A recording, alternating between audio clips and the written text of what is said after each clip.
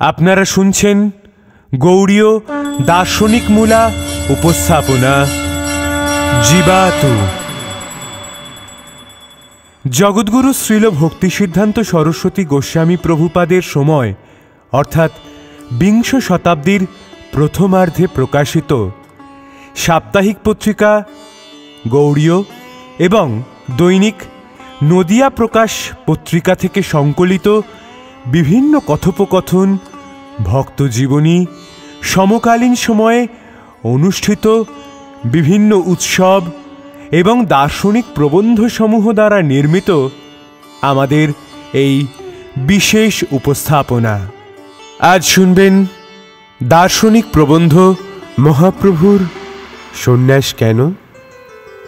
মহাপ্রভু 24 বছর বয়সে 1510 খ্রিস্টাব্দে সন্ন্যাস গ্রহণ করেন। কিন্তু যে গৌরাঙ্গ মহাপ্রভু 14 ভুবনের অধিপতি, যিনি ঈশ্বরের অবতার, যিনি সকল বিধির বিধি, তিনি কেনই বা সন্ন্যাস নিতে যাচ্ছেন? পার্ষদগণকে মহাপ্রভুর সন্ন্যাসের কারণ বর্ণনা এবং নিত্যানন্দের সঙ্গে তার কথোপকথন প্রসঙ্গ নিয়েই এই প্রবন্ধ। মহাপ্রভুর সন্ন্যাস কেন? একদিন মহাপ্রভু পার্ষদগণ পরিবেষ্টিত হয়ে বসে আছেন। এমন সময় হঠাৎ বলে উঠলেন, করিল পিপলি খণ্ড কফ নিবারিতে, উল্টিয়া আর কফ বাড়িল দেহেতে। এই কথা বলে আবার অট্টহাস্য করতে লাগলেন। ভক্তগণ কারণ বুঝতে না পেরে ভয়ে অস্থির হলেন।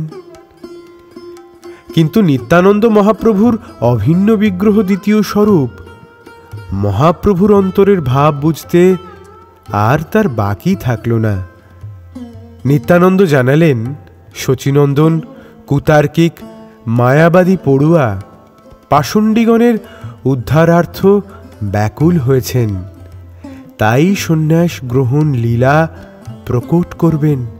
নিত্যানন্দ মহাপ্রভুর সকল লীলাই অবগত আছেন, তথাপি আজ আর যেন স্থির থাকতে পারছেন না। ভাবছেন, 14 ভুবনের অধিপতি, ঈশ্বরগণেরও পরমেশ্বর, সর্বাবতারগণের অবতারী ভগবানের আবার সন্ন্যাস বেশ। সকল বিধির বিধি যিনি, তার আবার সন্ন্যাসের কঠোর বিধি পালন। হায় হায়, ভক্তগণের নয়ন মনোহর সে সুন্দর কেশদাম তো আর থাকবে না।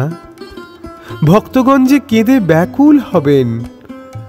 আহা, যে সুকোমল চরণ কমল স্বয়ং লক্ষ্মী দেবীও বক্ষে ধারণ করে তৃপ্তি লাভ করতে পারেন না, সেই চরণে আজ যে কুশাঙ্কুর বিদ্ধ হবে। যার অংশাংশ কারণোদ্ভিসাহী বিষ্ণুরৈঙ্গক্ষণে কোটি কোটি বিশ্বব্রহ্মাণ্ডের সৃষ্টি স্থিতি লয় প্রলয় সাধিত হয়, সেই নিখিল ব্রহ্মাণ্ডপতি সর্বজীব প্রভু আমার আজ কিনা দিনহীন কাঙালের বেশে জীবের দ্বারে দ্বারে ছুটে বেড়াবেন।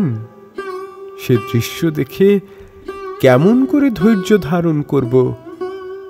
নিত্যানন্দের প্রাণ বড়ই ব্যাকুল হয়ে উঠল। বলদেব যদিও শ্রী রাধা ভাব বিভাবিত স্বয়ং কৃষ্ণ বিপ্রলম্ভাবতার গৌর সুন্দরের কৃষ্ণান্বেষণ লীলার সমস্ত গূঢ় রহস্য অবগত আছেন, তথাপি তিনি আজ বিষাদে নিমগ্ন। মহাপ্রভু নিত্যানন্দের হাত ধরে নিভৃতে নিয়ে বলতে লাগলেন, ভাই নিত্যানন্দ, তুমি আমার মনোভাব সকলই জ্ঞাত আছো। আমি আজ জগৎ উদ্ধার করতে এলাম। আমাকে দেখে কোথায় জীবকুলের বন্ধন নাশ হবে, কিন্তু ফল হলো হিতে বিপরীত। তারা যখন আমাকেই মারতে এলো, তখন জানলাম আমার দ্বারা তাদের উদ্ধার সাধিত হলো না। আমার বিরোধ করতে এসে তারা কংস, জরাসন্ধ, শিশুপালের মতো আত্মবিনাশী সাধন করতে বসেছে। হায় হায়, আমি তাদের উদ্ধারের নাম করে এসে আজ তাদেরকে সংহারই করলাম। যাই হোক, আমি কালই শ্রীক্ষাত্র মুণ্ডন করে সন্ন্যাস গ্রহণ করব। যারা আমাকে মারতে চেয়েছে তাদেরই দ্বারে দ্বারে ভিক্ষুক হয়ে দাঁড়াবো। তাহলে নিশ্চয়ই তারা আমাকে অন্তত সন্ন্যাসী বুদ্ধি করেও দণ্ডবৎ করিবে। সন্ন্যাসীকে তো আর মারতে পারবে না। আমাকে নমস্কার করলেই তাদের মঙ্গল হবে। নিত্যানন্দ, এতে তুমি মনে কিছু দুঃখ করো না। তুমি আমাকে সন্ন্যাসের বিধি দাও। জগৎ যদি উদ্ধার করার ইচ্ছা থাকে, যার জন্য তোমারও আগমন, তবে আর আমাকে নিষেধ করো না। গৌরসুন্দরের স্বীয় প্রেম ও সম্পদ প্রদান রূপ মানব দান্যলীলার প্রধান সহায় নিত্যানন্দ।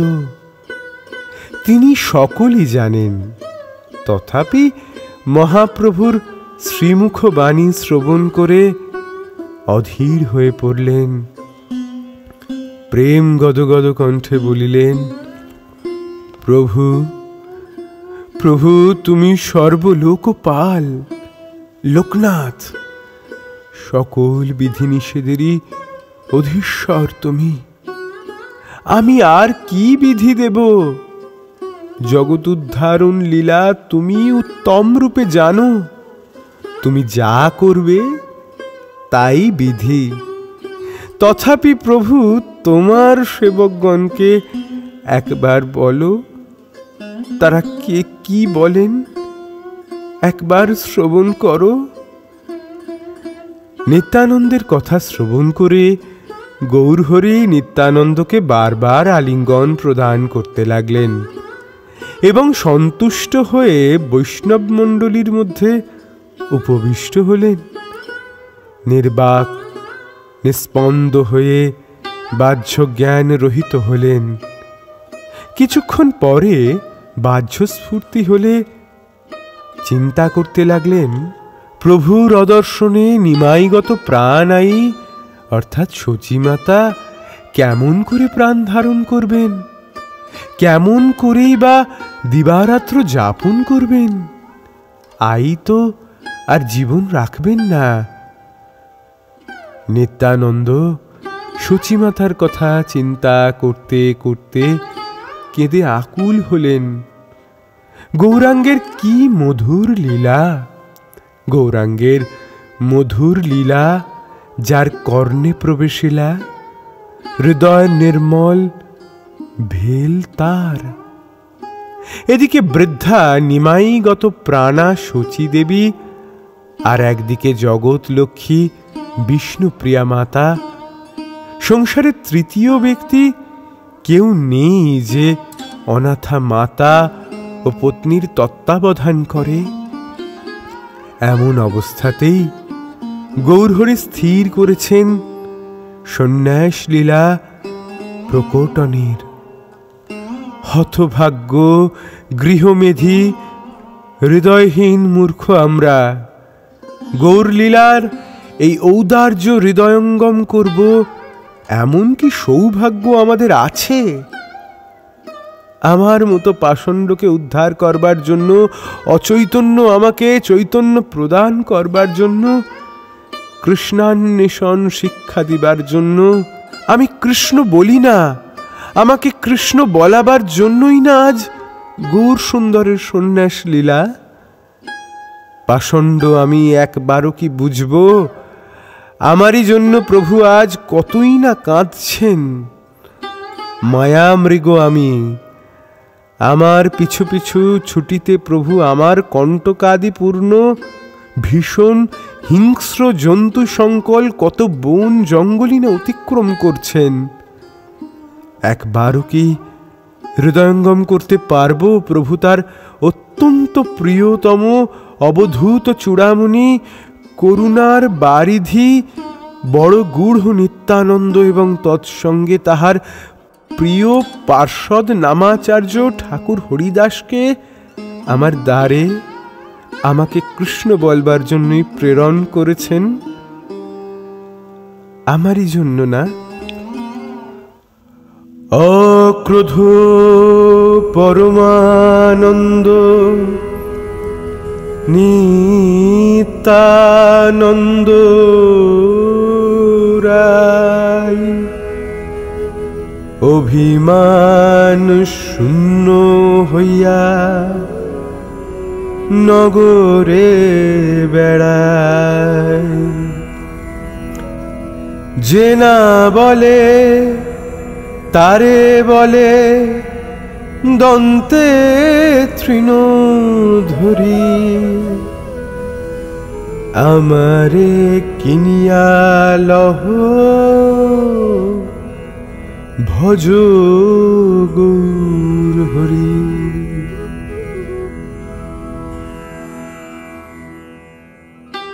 আমারই জন্য নাজ বিপ্রলম্ভ রস রসিক গৌর সুন্দর শচী বিষ্ণুপ্রিয়াকে বিরহ সাগরে ভাসাইয়া চলেছেন।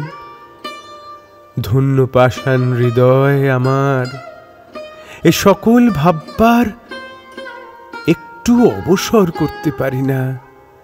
সর্বদা মাৎসর্য অনলে পুড়ে ছাই হচ্ছে, পুড়ে ছাই হচ্ছে।